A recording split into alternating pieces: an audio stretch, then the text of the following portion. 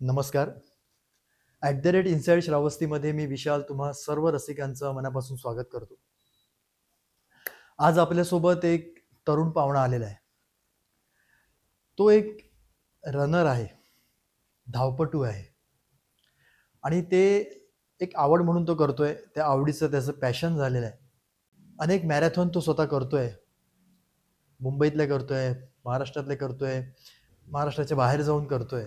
हे सगळं करत असताना तो हे सगळं का करतोय, कशासाठी करतोय आणि त्याला काय मिळवायचं ह्याच्यातून, हे देखील आपण त्याच्याकडून जाणून घेणार आहोत. परंतु सगळ्यात महत्त्वाचा आजचा विषय आहे तो आहे आरोग्याचा विषय. तो काही स्वतः डॉक्टर नाहीये, पण तो स्वतःची काळजी अशा पद्धतीने घेतोय की त्याच्यातून त्याचा असा स्टॅमिना डेव्हलप झालाय की तो जवळपास एका वेळेला 50 किलोमीटर सलग धावू शकतो. इतका स्टॅमिना त्याने स्वतःचा डेव्हलप केलेला आहे. ही सोपी गोष्ट नाहीये. तर अशा या एका ध्येयवेड्या तरुणाला आज आपल्याला भेटायचं आहे, त्याच्याशी गप्पा मारायच्या आहेत. मी तुमची त्याच्याशी ओळख करून देतो, ज्याचं नाव आहे द इंडियन रनर सागर कोरे. सागर, नमस्कार. हाय, नमस्कार. खूप आनंद वाटला की तू आज आपल्या या श्रावस्ती पॉडकास्टमध्ये आलास. बरेच दिवस विचार करत होतो की सागरला आपण गाठलं पाहिजे, त्याच्याशी बोललं पाहिजे. मगाशी तुझं ओळख करून देत असताना द इंडियन रनर हा शब्दप्रयोग करतोस. तुझे युट्यूब चॅनलचं नावही द इंडियन रनर हेच आहे. काय आहे the Indian runner? Indian runner basically बघायला गेलं तर असं काही मोठंही नाहीये. म्हणजे शाळेपासून असताना काहीतरी वाटायचं की आपण इंडियासाठी काहीतरी करावं. आणि मला पहिल्यापासून स्पोर्टमध्ये आवड होती, ॲथलेटिक्समध्ये आवड होती. मग माझ्या परीने जे काही देशासाठी किंवा माझ्या एरियासाठी काय करता येईल, तरी इंडिया हे माझ्या खूप जवळ आहे. म्हणजे मनाला एकदम जवळ असं हार्ट टचिंग आहे.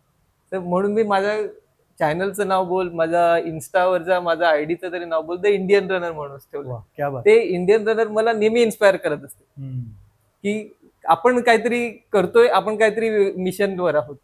ते मला नेहमीच एक हे करत असते. शाळेपासून तुला म्हणजे ही काय म्हणतात, स्पोर्ट्सची किंवा खूप आवड होती? शाळेत असताना बेसिकली हाय जम्प, लॉंग जम्पवर मी आपलं डिस्ट्रिक्ट लेवलला खेळलं. नंतर स्टेट लेवलला सिलेक्शन झालं. आणि तेव्हापासून स्पोर्टमध्ये आवड. पण तेवढा प्लॅटफॉर्म आपल्या अवेअरनेस नाही बोल किंवा तेवढा प्लॅटफॉर्म नाही की स्पोर्टमध्ये काय करिअर करणार. मग ते तिकडनं शाळेपासून सुटलेलं होतं. ते हळू मग पुढे जसं गेलो तसं मग काहीतरी, पण ते मना आतला जो असतो ऍथलीट असतो तो काय जात नसतो. म्हणजे एकदा तुला स्पोर्ट पर्सनॅलिटी असली ना कोणती, तो शक्यतो त्याचं स्पोर्ट किंवा त्याचं जे आवड आहे ती कधी सोडत नाही. आणि मला ते जे लांब जात होतं ते मला कधी लांब पाठवायचं नव्हतं, ते मैदानापासून. ते तेव्हापासून जी माझी रनिंगची सुरुवात आहे. सागर स्पोर्ट्सचा विषय निघालाय, ऍथलीटची त्याची ती आवड शाळेपासूनच होती.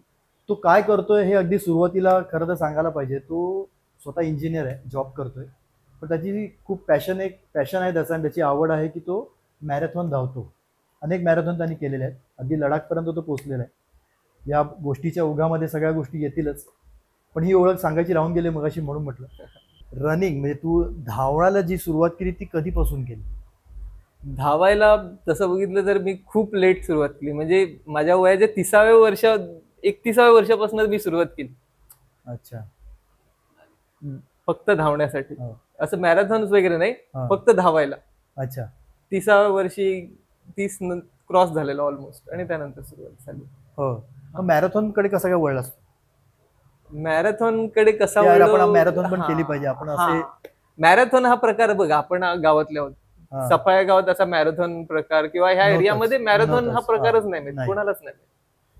मी धावत होतो, माझा एक मित्र धर्मेंद्र साने म्हणून, आम्ही एकत्र ट्रेकला वगैरे बरेचसे जात असतो. मी रनिंग करतो, त्याने मला पाहिलं, तो आधी मॅरेथॉन धावलेला होता.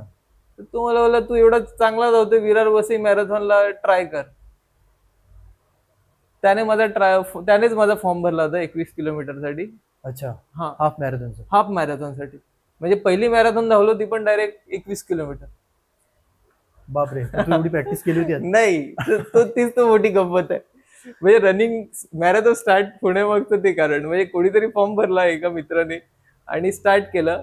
या एरियामध्ये तर मी एकटाच धावणार. मला वाटलं काय मी काय डिस्टन्स वगैरे काय काउंट नव्हतो करत. हा, त्याने बघितलेलं मला फक्त धावताना चांगला धावतोय म्हणून फॉर्म भरला हा. आणि त्यानुसार बोललो मी जातो 21 किलोमीटरला. 21 किलोमीटर जेव्हा स्टार्ट केली तेव्हा 5-10 किलोमीटर बरं वाटलं, धावतोय तसं आपलं नॉर्मलला धावत होतो मी पुढे पुढे. 10 किलोमीटर नंतर पोटात गोळा आला. नाही संपलेलो मी. अरे बापरे. पोटात गोळा सोडा संपलो म्हणजे संपलोच लिटरली. मग मी चालत चालत चालत कम्प्लीट तर करावी लागणार आहे जो तिचा प्रश्न आहे. आणि असावी आली की नंतर 60-60 वर्षाची म्हातारी पण माझ्या पुढे जायला लागले. हो. हा म्हणजे 15 किलोमीटर झालं असेल तेव्हा माझ्या मागे जवळपास 60-65 वर्षाचे आजोबा वगैरे जात होते. तेव्हा कळलं की आपण बोलतोय मॅरेथॉन्स वगैरे बोलायला सोपं आहे पण ह्याच्या मागे काहीतरी टेक्निक आहे, सायन्स आहे. म्हणजे ते आपल्याला शिकायला पाहिजे. असंच उठून कोणी डायरेक्ट इतकं 21 किलोमीटर रनिंग नाही करू शकत. नाही करू शकत. हा, मग त्या दिवशी मला कळलं का काहीतरी आपण चुकतोय. म्हणजे आपल्याला वाटतं आपण फक्त रनिंग करतोय म्हणजे आपण मॅरेथॉन धावू शकतो, तो प्रकार नाही. त्यासाठी काहीतरी सायन्स आहे त्यामागे, ते आपल्याला शिकावं लागतं. हो. मग तेव्हापासून मग एक शिकण्याचं झालं तर मग एक गुरुची गरज लागते. हम्म. तो गुरु शोधण्यातच जवळपास 2-4 महिने तर असे गुरु शोधण्यातच गेले. कोण गुरु? कारण की एकदा गुरु सुरुवात पकडलं कशी की करायची, हा, बरोबर. सुरुवात आपल्याला कशी करायची कारण मार्गदर्शन की कोण आपल्याकडे कोण नाही तिकडे असं मॅरेथॉन बरोबर. धावणारा आणि असा कारण काय प्रोफेशनली. धावले ते फक्त शाळेमध्येच बस बस 100 मीटर 100 मीटर. शर्यत असायची तेवढी. बस बस बस त्याच्यानंतर आयुष्यात परत कधी धावलोच नाही. धावलंच नाही. आणि कामं पण अशी की म्हणजे आपल्या आजूबाजू नाही, नाही. कामावर गेलो तरी हो, बसूनच कामं करायची. बस बस बस आणि त्याच्यात बरोबर. बसूनच कामं करायची. त्यामुळे काय हा प्रकारच नाही धावणे. आणि लॉंग डिस्टन्स धावणे हा पूर्ण वेगळा आहे. मग ह्यासाठी तुला खूप काही टेक्निक्स आहेत त्या शिकाव्या लागतात पण त्यासाठी गुरु शोधणं गरजेचं आहे. हम्म. मी इनिशियली असंच सर्च करून कुठे कुठे संदीप भांडारकर म्हणून होते. संदीप भांडारकर. हा, त्यांच्याकडे मी कोचिंग स्टार्ट केली. तू ती मॅरेथॉन केल्यानंतर त्यानंतर म्हणजे ती मॅरेथॉन मध्ये मला लर्निंग होती ती माझ्यासाठी की आपण कुठे चुकतोय, आपण काहीतरी शिकलं पाहिजे. म्हणजे हे असंच नाही की उठलं आणि आलं आणि कम्प्लीट केलं. हे बरेचसे आता तू बघतोय ऍक्सिडेंटल की मॅरेथॉन धावताना अटॅक येऊन पडतात किंवा काय. म्हणजे अनफॉर्च्युनेटली होतं तसं. व्यायाम वगैरे करताना करताना रनिंग करताना पण होतं. ते त्याचमुळे होतं की अचानक काहीतरी करायला जातात आणि काही बरेच लोक तर काय कॉर्पोरेट वाले फ्री मध्ये मॅरेथॉनचं हे असतं, रजिस्ट्रेशन असतं. ऍक्च्युली आता झालंय कसं की एक कॉर्पोरेट मॅरेथॉन झाली आहे, एक निसर्ग मॅरेथॉन झालेली आहे. म्हणजे एक हेल्थ हा इश्यू याच्यामध्ये आहेच. कारण कसं आहे सरसकट सगळे धावत सुटतायत. पण हे धावत असताना आपण त्यासाठी किती तयार आहोत, आपली बॉडी त्याच्यासाठी तयार आहे की नाही हे तपासणं पण गरजेचं आहे. हेच कोणी टेस्ट नाही करत आहे. तोच प्रॉब्लेम आहे. कदाचित घटना घडत म्हणजे आता तू बोलला जिम मध्ये पण तोच प्रकार घडतो. जिम बोललाय जर तुला प्रोफेशनली बॉडी बिल्डर व्हायचंय, तुला चांगली बॉडी बनवायची, तुला इंटेक फक्त नॅचरल इंटेक वर नाही चालत आहे आजच्या स्पर्धेच्या ह्याच्यामध्ये. तुला जर काय करायचं असेल तर तुला बाहेरून काहीतरी घ्यावंच लागतं. पण ते बाहेरून घेण्याआधी जे पण काय तुझे सप्लिमेंट्स असतील काही असणार ते तर तुझी बॉडी तेवढी प्रिपेअर आहे का ते एक्सेप्ट करायला. जे पण काय हा खूप महत्वाचा मुद्दा आहे की आपली बॉडी प्रिपेअर आहे का नाही. ती बॉडी प्रिपेअर कशी करायची. कारण आता तू गेली अनेक वर्षापासून मॅरेथॉन करतोयस, त्या व्यतिरिक्त तू रोज जवळपास सकाळी पहाटे तू प्रॅक्टिस करतो, 1 तास धावत जातोस. स्टॅमिना कसा तू हा डेव्हलप केला. कारण सोपं काम नाहीये. 40 फूट धावलं तरी आपल्याला धाप लागते. नाही सोपं तर काहीच नव्हतं माझ्यासाठी पण खूप म्हणजे काहीच सोपं नव्हतं. म्हणजे मी 100 मीटर पण धावलेलो तेव्हा माझ्या क्रॅम्प आला होता स्कूलमध्ये. तेव्हापासून मी रनिंग सोडलं होतं. मी लॉंग जम्प आणि हाय जम्प करायचो पण जे स्प्रिंटिंग होतं त्यामध्ये एकदा माझा क्रॅम्प आला होता त्यानंतर मी सोडलं होतं. रनिंग हा विषय माझ्याकडे नव्हता. पण काय झालं मी जिम करत होतो. जिम करताना माझं ऑलमोस्ट 80 kg वेट झालेलं. पण ती बॉडीला माझं ते वेट असं जाणवत होतं की काहीतरी बॉडी आपली हेवी येते आणि मला स्वतःला ते हेवी वाटायला लागलेलं. मग ते कमी करण्यासाठी म्हणून मी रनिंग स्टार्ट केलेलं. अच्छा. हा बस की आपण ते आपल्याला स्लिम आहे राहायची सवय आहे पहिल्यापासून आणि बॉडी स्वतःला आपल्याला बॉडी सांगत असते की काहीतरी कुठेतरी एक लिमिट असतं आपल्या बॉडीचं. बॉडी आपल्याला संकेत देत असते इथे तू थांब आता हे तुझं वेट तुझं परफेक्ट अजून नाही, ह्याच्यापेक्षा तू पुढे जाऊ शकत नाही. इव्हन तू आता हे तिकडे पण तू पण या धावपळीच्या सगळ्या ह्याच्यामध्ये या सगळ्या गोष्टी होतात. खूप म्हणजे लोकांना हे माहिती असतं, सगळ्यांना माहित असतं हा की बॉडी आपल्याला संकेत देते, पण ते होत नाहीत. हा बरेचसे इग्नोर असे आहेत करतात की ना. तयारी सुरुवात इग्नोर. करतात पण आता ignore लोकांना काय करतात. वाटते की मी रिटायर झाल्यावर फिटनेसकडे लक्ष दे. हम्म. आपल्याकडे लोकांचा हाच मोठा प्रॉब्लेम आहे की मी आयुष्यभर कमावणार आणि जे रिटायर राहणार ते मी माझ्या डॉक्टरला देणार. हम्म. त्यांना कळत नाही की आता जे आपण करतोय ही पण एक इन्व्हेस्टमेंट आहे. मी जे हो. आता रनिंग करतोय किंवा मी हेल्थकडे एवढं हे करतोय ती पण माझी एक इन्व्हेस्टमेंट आहे. मला म्हातारा झाल्यानंतर किंवा रिटायरमेंट झाल्यानंतर माझं जे काय आहे ते मला डॉक्टरकडे ये जा नाही करायचं. हम्म. पण खरंय. हा लोकांकडे अनफॉर्च्युनेटली आज तसं हे नाहीये. धावपळीच्या दुनियेत लोक सगळे शर्यतीत लागल्यात. शरीराकडे दुर्लक्ष झालं. शरीराकडे बिलकुल दुर्लक्ष. काहीच हे नाही. आपली बॉडी काय बोलते, आपल्या बॉडीशी कधीतरी बोलायचा प्रयत्न करा. मी प्रत्येकाला सांगतो बॉडीशी, स्वतःची बॉडी बोलत असते, आपण बोलत असतो एकमेकांशी. बॉडी तुमच्याशी काहीतरी सांगत असते तुम्हाला, पण तुम्ही ऐकत नाही. ते ऐकण्याचा प्रयत्न करा आधी. बरोबर. बरं, हे सगळं करत असताना म्हणजे स्टॅमिना तर आहे, हा. तू त्याविषयी थोडं अधिक मला असं वाटतं की सांगितलं पाहिजे की बरं, हा तू stamina स्टॅमिना कसा- बोलतोय. हा. स्टॅमिना बोलायचं झालं तर मी जसं मी बोललो की पहिल्या मॅरेथॉन पासून म्हणजे मला कळलं की हा काहीतरी सायन्सचा गेम आहे. हे असंच कोण 21 किलोमीटर धावू नाही शकत. मग मी जेव्हा कोच पकडले तेव्हा कळलं की असं आहे की वेगवेगळ्या टाईपचे रनिंग्स असतात. असं नाही की उठलं आपण बोलतो रनिंग, असं नाही. रनिंगच्या पण खूप काही टेक्निक असतात. तुला जर स्टॅमिना बिल्ड करायचं एकच आहे की तुला भरपूर धावायचंय, हळू धावायचंय, भरपूर धावायचंय.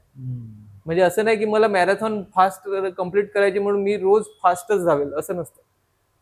मला स्लोली धावायची. जितका तू स्लो धावणार तुझा स्टॅमिना बिल्ड होत जाणार.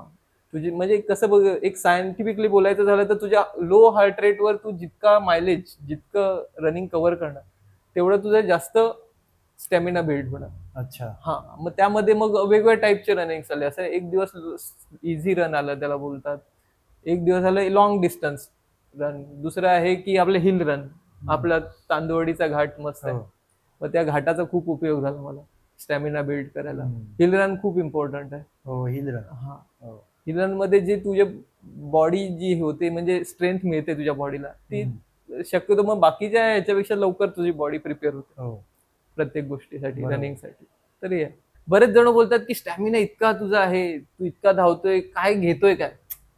म्हणजे आजकाल लोकांचं कसं आर्टिफिशियल जे काय आहे, पॅकेट फूड हा काहीतरी घेत असणार, त्याशिवाय ह्याचा इतका स्टॅमिना नाही. हा म्हणजे लोकांचा आता म्हणजे हे समज झालंय मार्केटमध्ये मिळणारे काही प्रोटीन्स पावडर्स आहेत, म्हणजे ते ऍडव्हर्टाईज असे करतात की हे घेतलं नाही तर तुमचा स्टॅमिनाच होणार नाही. तसं बघितलं त्याचा आणि स्टॅमिनाचा काही जास्त संबंध नाही. तुमची रोजचं डाएट बोला. डाएट या मुद्द्यावरती मला यायचंच होतं की याच्यासाठी डाएट खूप महत्वाचं आहे. Yes, diet is more. Diet काय असायला हवा? डाएट कधी पण बघ, मी जर नेहमी डाएट माझ्यासाठी एक असा शब्द आहे की जे आपण रोज घेऊ शकतो. म्हणजे आपल्या रोजच्या जीवनात ज्या वस्तू आहेत त्याच पॅकेट फूड किंवा जे बाहेरून वस्तू घेणं म्हणजे डाएट नाही. जे आपल्या घरी आहे, जे आपण शेतकरी कुटुंबातले, आपण आपल्या परिसरातले, आपण सामान्य कुटुंबातले, आपल्याकडे असं काय प्रिझर्वेटिव्ह किंवा असं काय नसते. डाळ भात भाजी ह्याच गोष्टी आहेत. हेच खरं डाएट आहे.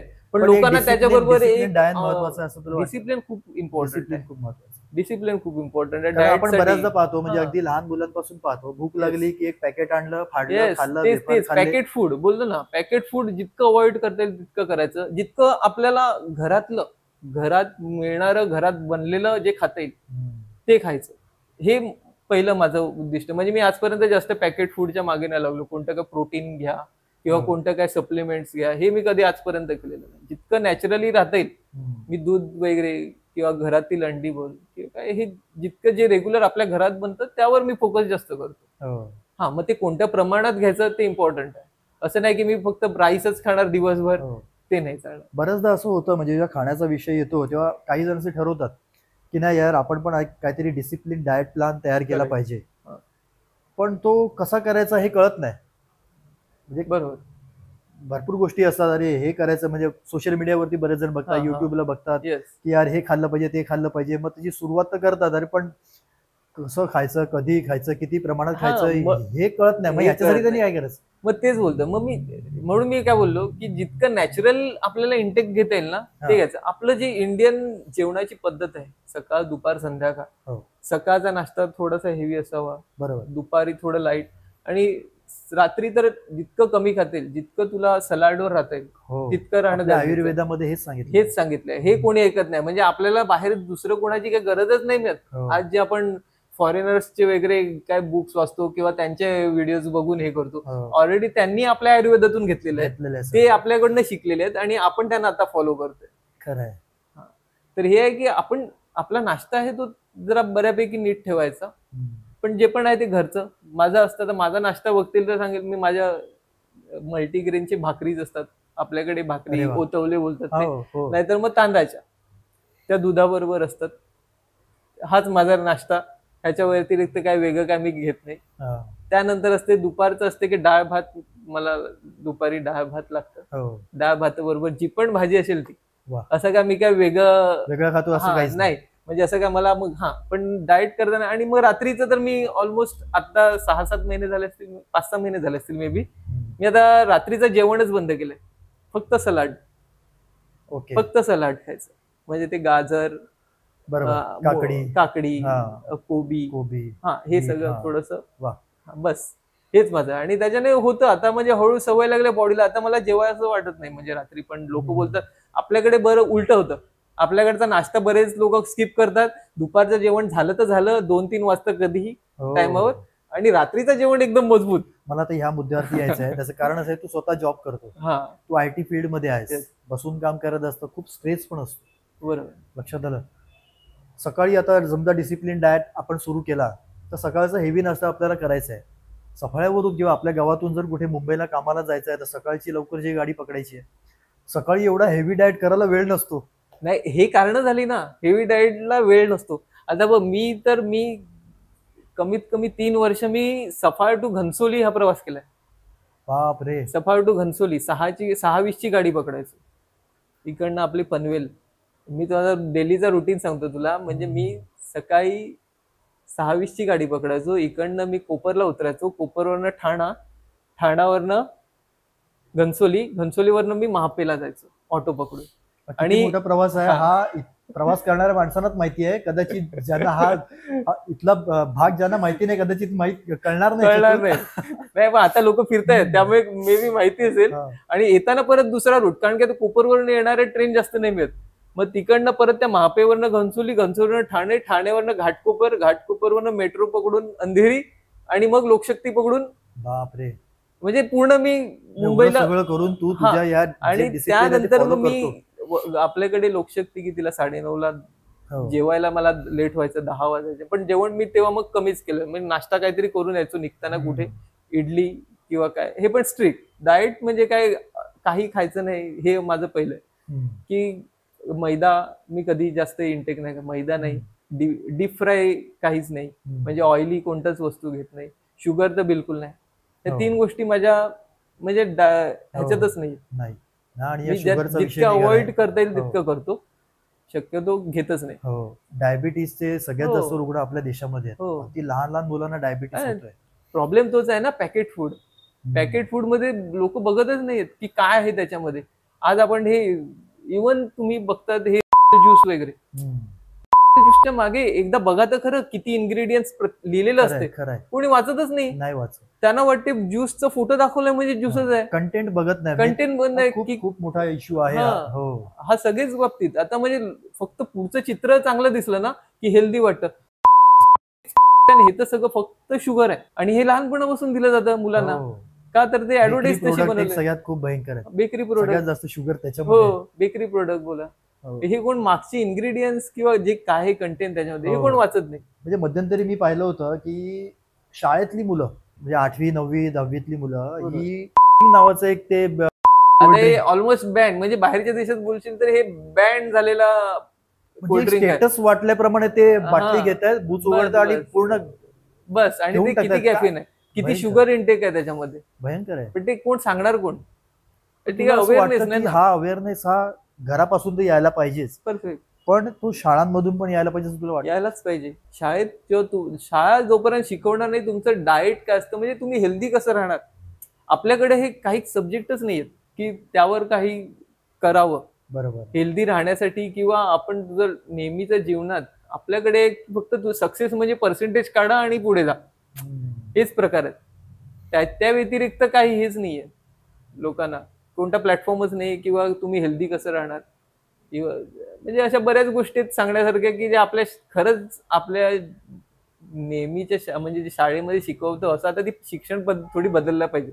आपण एवढे मोठे नाही मिळत, हो. पण आपण कुठेतरी असा मनात विचार येतो की त्या शिक्षण पद्धतीच्या परंपरागत त्या आत्ताच्या परंपरागत पण नाही बोलू शकत, ह्या ऍक्च्युली इंग्रजांनी चालू केल्यात आणि त्या आपण फॉलो करतो. त्याच बरोबर. त्या आधीच्या जरी असत्या खरं आहे, जर पण हे जुन्या- असे महत्वाचे विषय त्याच्यामध्ये हा, आले पाहिजे. आणि ते आरोग्याचा हा हो, विषयच नाही ना. आरोग्य विषय आला पाहिजे, नागरिक शास्त्र हो, आला पाहिजे, हो. सगळ्या गोष्टी ह्या आल्या पाहिजे. नागरिक शास्त्राचं महत्वाचं आहे.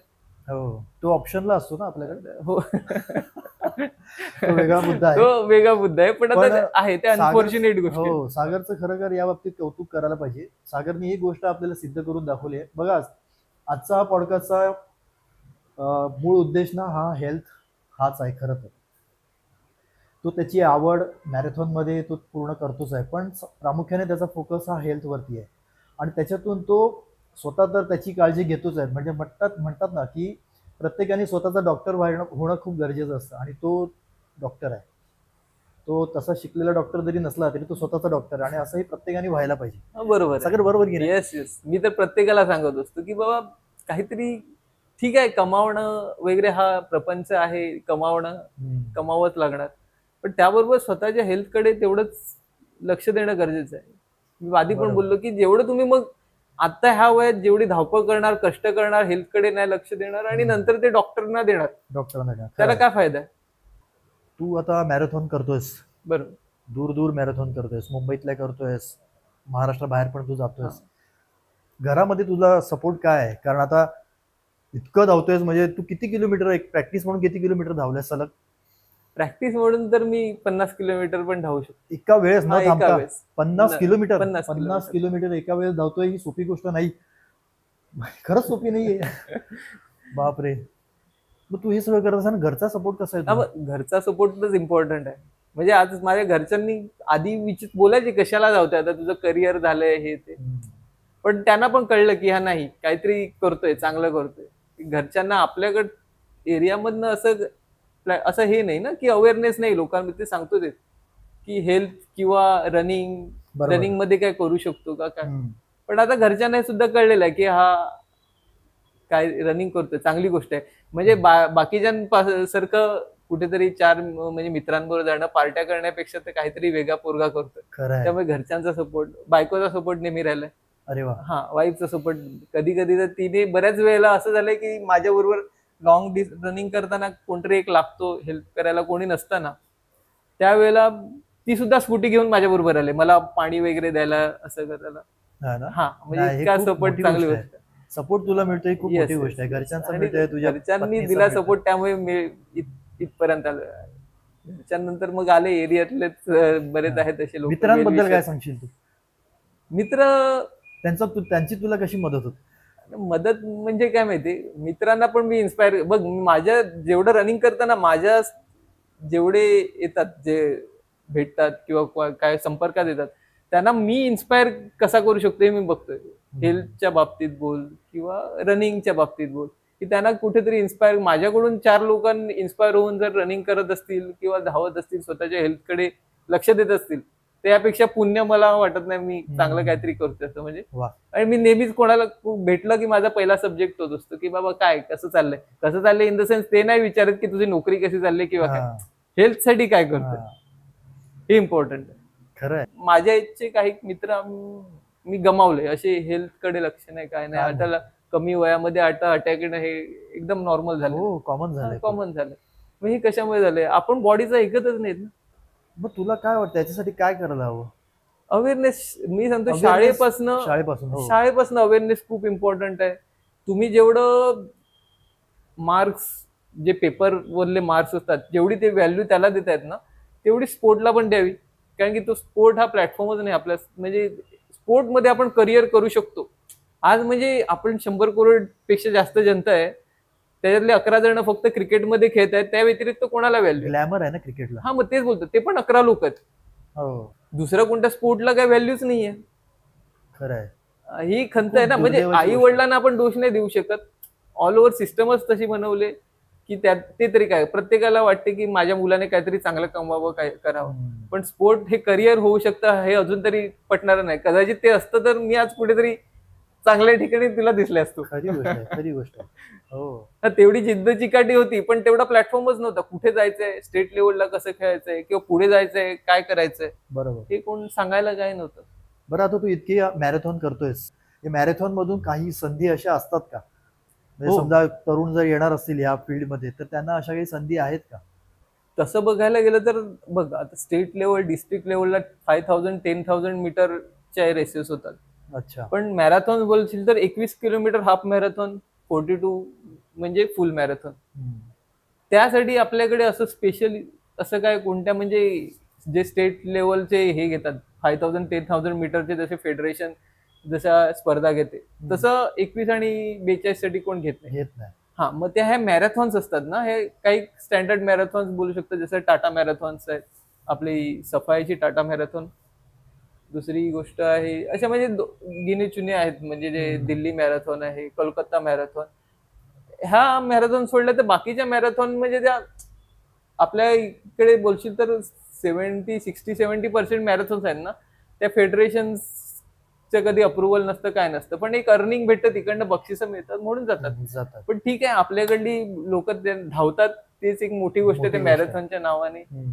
आणि करिअर नाही होऊ शकत, पण म्हणजे एक स्टँडर्ड, जर तू मॅरेथॉन, टाटा मॅरेथॉन सारख्या ठिकाणी धावला तर तुला एक चांगला प्लॅटफॉर्म भेटतो, हम्म. चांगल्या टायमिंग मध्ये आला असतं, तिकडे बक्षीस पण चांगलं असतं. हो. हा, इव्हन म्हणजे टाटा मॅरेथॉनचं बक्षीस ऐकून लोक सांगतात एवढं बक्षीस आहे, पण ते कधी आपल्याकडे भेटत नाही. म्हणजे 40 लाख वगैरे बक्षीस आहे बापरे. पहिलं. हो, आणि बाहेरच्या देशात पण तशी त्याच्यापेक्षा मोठी आहेत. हम्म. म्हणजे मॅरेथॉनचं जर फर्स्ट प्राइज बघितलं ना, तर ते 50 लाख 60 लाख पर्यंत आहेत. बापरे. हा, काही मॅरेथॉन, बर्लिन सारख्या मॅरेथॉन ज्या मोठ्या मॅरेथॉन आहेत त्यांचं तर ऑलमोस्ट CR पर्यंत जातं, त्यांची बक्षीस करोडोमध्ये जातात. पण तेवढी तुमची मेहनत घ्यायची ताकद आहे का, तुम्ही तेवढे जिद्द आहे का, हो. चिकाटी का? तर आजपर्यंत मला एक खंत आहे की आपण 100 करोड लोकांचा देश आहे, पण आपण अजून ऑलिम्पिकमध्ये जे टायमिंग लागतं, ऑलिम्पिकमध्ये पार्टिसिपेट व्हायला मॅरेथॉनसाठी जे टायमिंग लागतं ते पण आपण अचीव्ह नाही करू शकत. म्हणजे आपला पार्टिसिपंटच नसतो, फक्त एक क्रिकेटवर फोकस झालाय. हो. आणि खरंय. त्यानंतर बाकीचे सगळे खेळ असे हे गेलात, फक्त ऑलिम्पिक आल्यावर आपल्याला बाकीचे खेळ आठवतात. हो. आणि तेव्हा वाटतं अरे बाकीचे कोण काय करत नाही, पण तुम्ही वर्षभर दुसऱ्या कोणत्या स्पोर्टला तुम्ही व्हॅल्यू दिले का हे बघा ना.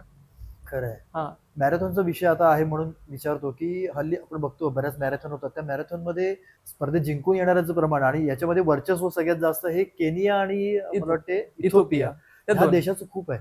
हो. तू काय अभ्यास केलास का, म्हणजे ह्या लोकांचं असं का प्रभुत्व आहे, वर्चस्व आहे, म्हणजे काय करतायत हे एक्झॅक्टली? दोन गोष्टी आहेत की तू खूप आपल्यापेक्षा गरिबी जास्त आहे त्या गरीब देशांमध्ये, आणि की ते अल्टिट्यूड, हाय अल्टिट्यूड, म्हणजे जिकडे ऑक्सिजनची कमी आहे ते एरिया तसे आहेत, हाय अल्टिट्यूड, म्हणजे तिकडे ऑलरेडी ऑक्सिजनची खूप कमी आहे. आणि तिथे तू प्रॅक्टिस केलीस ना की तुझा जेवढा स्टॅमिना बिल्ड होतो तेवढा तुला खालती जेव्हा येशील, समुद्र सपाटीपासून जेवढा खालती येईल तेवढं तुला काय थकवा नाही जाणवत, थकवा जाणवणार तू कारण की कमी ऑक्सिजन मध्ये ऑलरेडी तेवढी प्रॅक्टिस केलेली आहे. केलेली आहे. हा, हे एक मोठं कारण आहे त्यामागे, हाय अल्टिट्यूड वर. आणि ते लोक मेहनत पण तेवढीच घेतात, मेहनत करतात. म्हणजे त्यांचं आठवड्याच बोलशील ना तर 200 किलोमीटर ते फक्त आठवड्याला कम्प्लीट करत असतात रनिंग. बापरे. म्हणजे सकाळी पण रनिंग करणार, संध्याकाळी पण रनिंग करणार. आणि ते तिकडे अवेअरनेस आहे तेवढा रनिंग बद्दल बोल. हो. हा, म्हणजे तिकडे आपल्या इकडे क्रिकेटला जेवढं व्हॅल्यू आहे तेवढंच तिकडे रनिंगला व्हॅल्यू, असं बोलू शकतो. आपला भाग हा ग्रामीण भाग आहे, हा. मस्तपैकी छान डोंगर दऱ्यानी हा आहे, निसर्ग संपन्न असा भाग आहे. इथे खरं तर रनिंगला रोज निघाली पाहिजेत पोरं.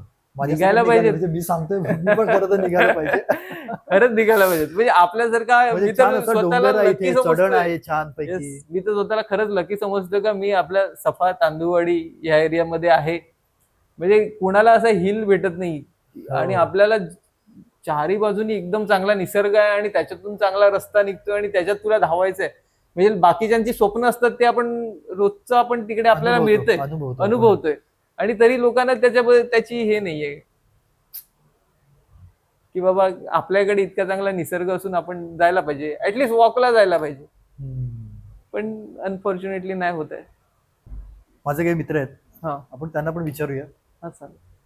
हा, तुला विचारायचं ना काही मकरंद? विचारायचं म्हणजे एक सांगायचं होतं. आता जसं सागर बोलला ना की म्हणजे आपल्याला खूप नशीबवान आहोत की त्याला आपल्याला सगळ्यांना इथे जवळच असं हिल आणि सगळ्या गोष्टी मिळतात. माझा एक मित्र आहे मुंबई माईनचा, तो मॅरेथॉन मध्ये पार्टिसिपेट करायचा आणि आता त्याचं लग्न झालं म्हणून त्याला ते पॉसिबल नाही होत. तो इथे येऊन हो मॅरेथॉनची प्रॅक्टिस करायचा सकाळतून. हो, आता बरेचसे लोक आहेत जे बोरिवलीवर नेतात, ते आपल्याकडे प्रॅक्टिस करतात. हो, आणि मध्यंतरी आपले मी लोक त्या नसतात. लॉकडाऊन मध्ये पाहिलं हा. होतं की विरारहून आपल्याकडे कसं आहे, ट्रेन रस्ता नाही आहे, यायचं हो. असेल तर आपल्याला वरई मार्गे हो. खूप मोठा प्रवास आहे. हो.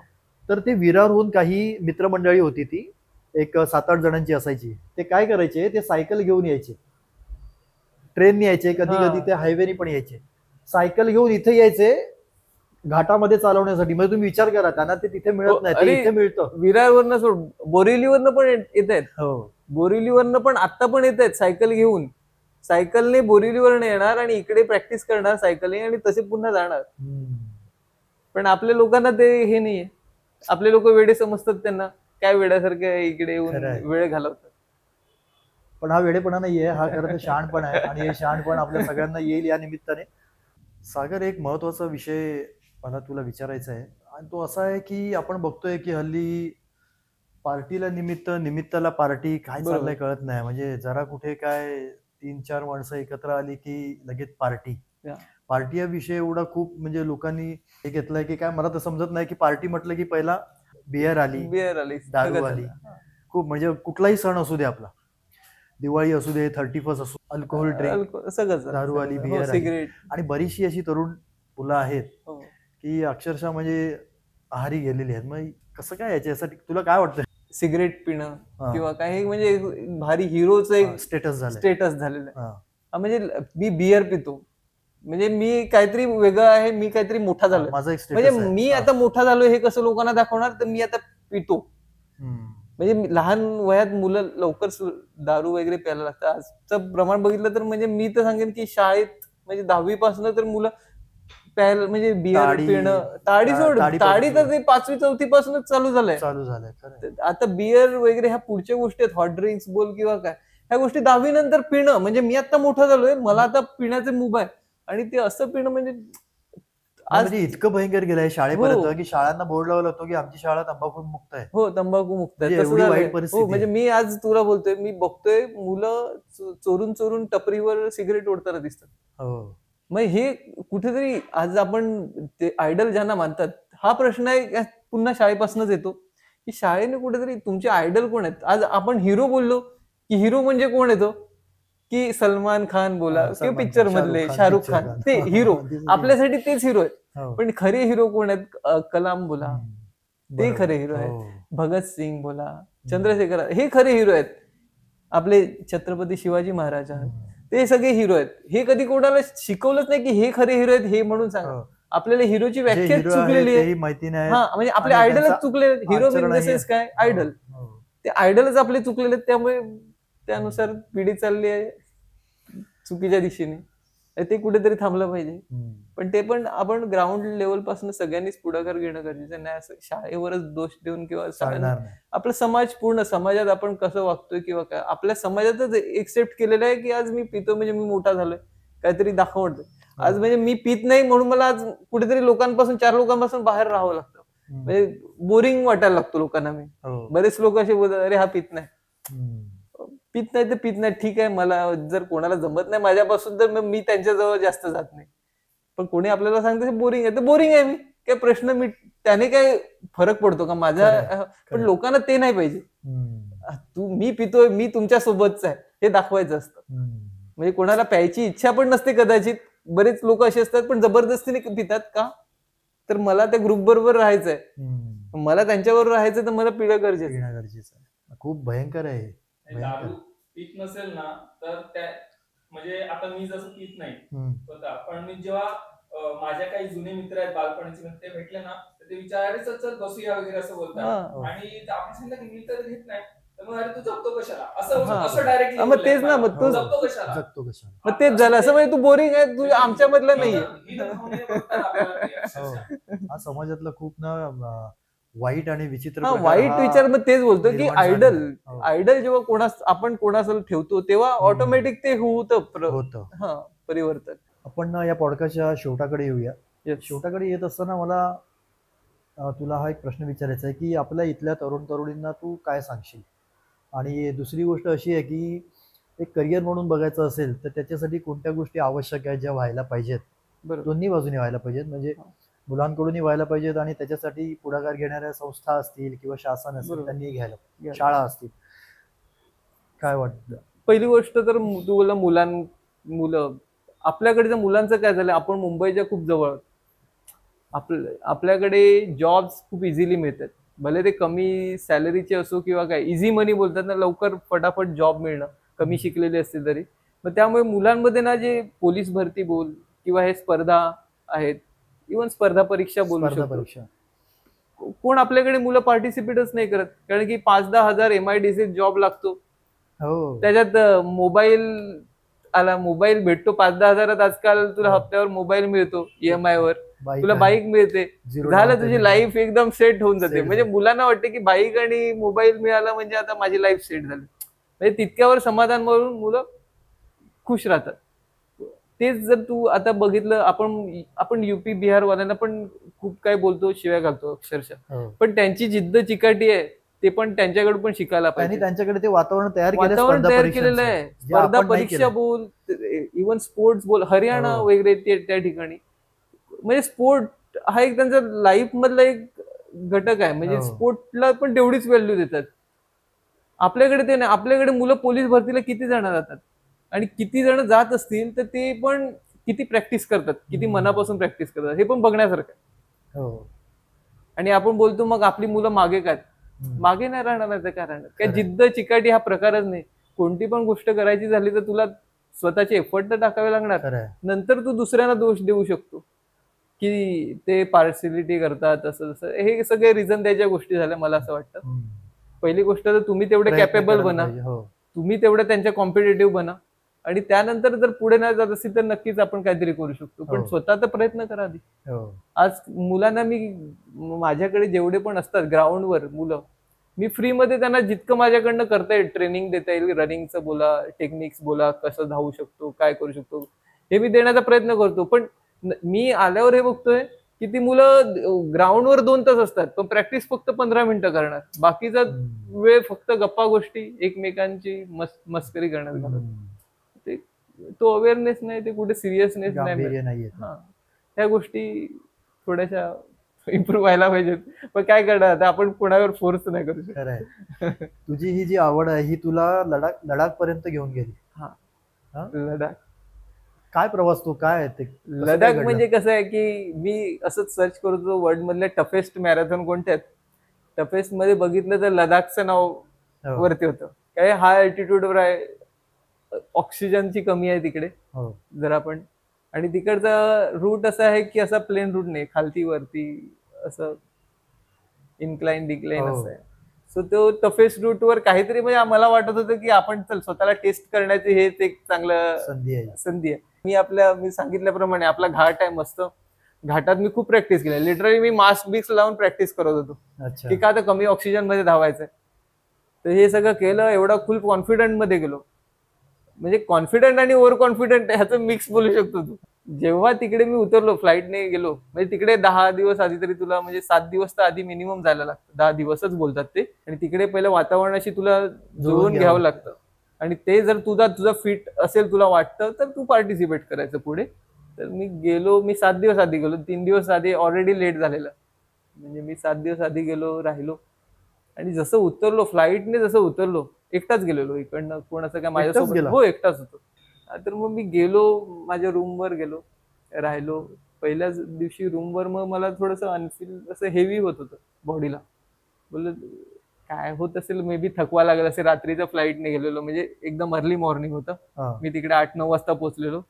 तर नाश्ता तर काय केला नाही मी, परत मग मी जवळपास 12 वाजता उठलो जेवायला उठलो, पण एवढं हेवी फील होत होतं ना, अनइझी होतं. मग पहिली उलटी केली तिकडे, अशी उलटी झाली मला. रूम मध्ये एकटाच होतो, बोललं जाऊन दे, हे ऍसिडिटी सारखं झालंय. हेवी असं खाल्ल्यामुळे करून झालं? हा? हेवी खाल्ल्यामुळे झालं तसं? नाही, असं वाटायचं, बॉडीला अच्छा. असं वाटायचं. ओके, हा. पण तसं काही खाल्लं नव्हतं, सकाळीपासून मी काही खाल्लं नव्हतं, पण त्याला बोललो ऍसिडिटी टाईप झालं असेल काहीतरी रात्रीचं वगैरे असं म्हणून. पण नंतर पहिली उलटी झाली, त्यानंतर परत झोपून गेलो, काही जेवलो नाही मी. हा, नंतर फक्त मला बोललेले की फक्त पाणी खूप प्यायचं, हा. पाणी खूप प्यायचं आणि जास्त फिरायचं नाही, हसायचं नाही, बोलायचं नाही. ऑब्विस तिकडे गेल्यावर नेटवर्क पण म्हणजे आपलं नॉर्मल हे नाही चालत तिकडे. मग त्यामुळे काय ते घरच्यांची कॉन्टॅक्ट नाही. कॉन्टॅक्ट नव्हता. जी 11 वाजता जवळपास एवढी खतरनाक उलटी झाली ना पुन्हा, की बस आता मी बोललो गेलो, संपलोय. बापरे. हा, म्हणजे बॉडीमध्ये काहीच नाही, पाणी पण नाही. जे ऑलरेडी तर पाणी निघत हेच होतं, खाल्लं तर काय नव्हतं आणि पूर्ण संपलेलं होतं. मग त्यांनी मला लगेच अँब्युलन्स बोलावली. लगेच तिकडे एकच गव्हर्नमेंटचं हॉस्पिटल आहे, हा. तिकडे मला लगेच त्यांनी ऍडमिट करून घेतलंय. बरं, मी एकटाच होतो परत आणि कोण नाही अशा ठिकाणी. बरं, माझ्या बाजूला आपल्याच ठाण्याचीच एक लेडीज होती, असेल 40 वय असेल तिचं. ती पण तशीच माझ्यासारखंच कंडिशनला होती. मी झोपलो, ती बाजूची लेडी होती, विचारलं तर ती बोलते सिरियस आहे, खूप सिरियस आहे.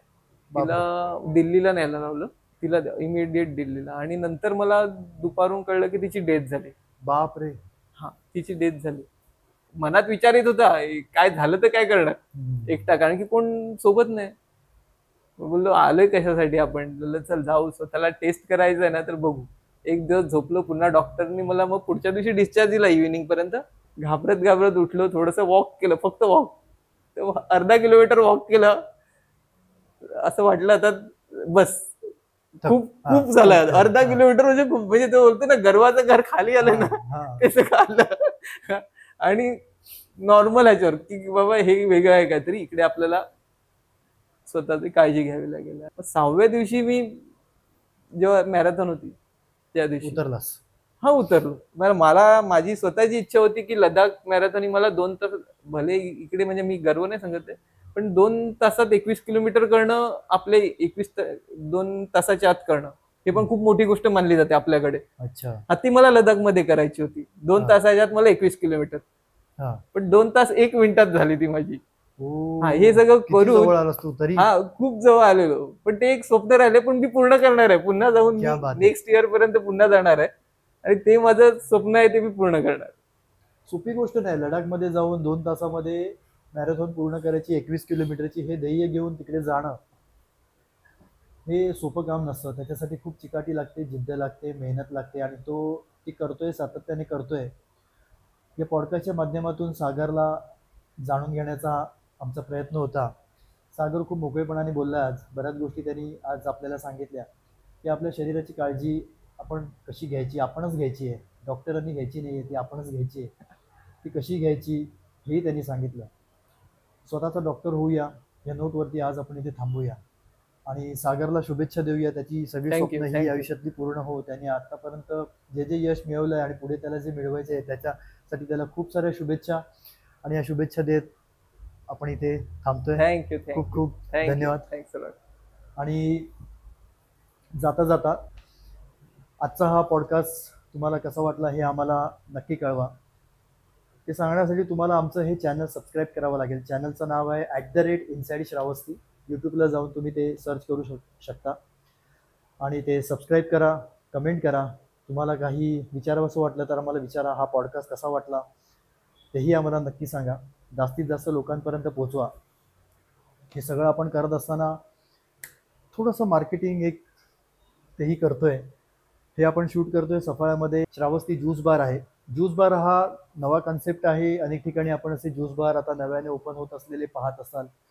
या ज्यूस बारमध्ये देखील आपण हेल्थशी निगडीत बरेचसे ज्यूसेस देखील आपण देतो. Fruit juice, pure juice, without sugar, without ice आपण ते फ्रूट ज्यूस देतो. हेल्थ ज्यूसेस देखील आहेत. तुम्ही ते नक्की घ्या, तुम्हाला ते आवडतील. या ज्यूस बारला नक्की भेट द्या, सफाळ्याला भेट द्या, सफाळ्याच्या निसर्गाशी एकरूप व्हा. या नोटवरती इथे थांबतोय आणि तुमच्या सगळ्यांची रजा घेतोय. काळजी घ्या. धन्यवाद. नमस्कार. हां, आणि दुसरे आपले स्पॉन्सर आहेत, ज्याच्यामध्ये एक आहेत मॅक आर्क फोटोग्राफी. आपण हे सगळं जे शूट करतोय ते मॅक आर्क फोटोग्राफीच्या माध्यमातून करतो आहोत. मकरंद प्रभू आपल्या सफाळ्याचाच आहे, त्याच्या माध्यमातून हे सगळं शूटिंग इथे होतं. मकरंद प्रभू हा वेडिंग फोटोग्राफी आणि फोटोग्राफीचा व्यवसायामध्ये आहेच अनेक वर्षापासून.